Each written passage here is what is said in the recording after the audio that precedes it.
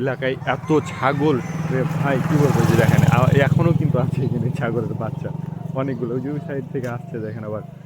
এই দেখেন কতগুলো ছাগলের বাচ্চা। তো যাই হোক, সবাই রাস্তাপথে চলার সময় একটু সাবধানতা অবলম্বন করে চলবেন। আসলে আসসালামু আলাইকুম গাইজ, কেমন আছেন সবাই? আশা করি ভালো আছেন।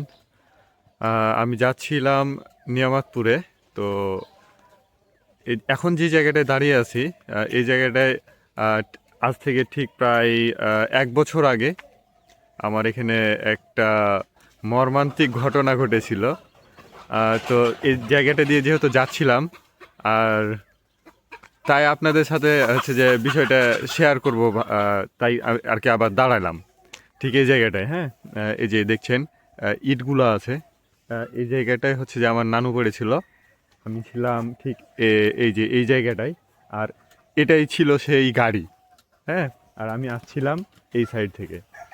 আর আরেকটা যেটা মূল বিষয় ছিল, সেটা হচ্ছে আমি এই সাইড থেকে আসছিলাম, আর এই যে এই সাইড থেকে একটা মানে দুইটা হচ্ছে যে ছাগলের বাচ্চা একদম এত স্পিডে আসে, মানে মানে আমার চোখেও পড়েনি যে এত স্পিডে আসছে। তো এ হচ্ছে গাড়ি, তো গাড়ির সেরকম কিছুই হয়নি। আহ, আপনাদেরকে হচ্ছে যে এই যে দেখেন আমাদের কি অবস্থা হয়েছিল। এটা হচ্ছে আমি, আর এই যে দেখেন আমার একদম কাঁধ, তারপরে আমার হাঁটুর অবস্থা খুব খারাপ হয়ে যায়। আর এই যে এটা হচ্ছে আমার নানু।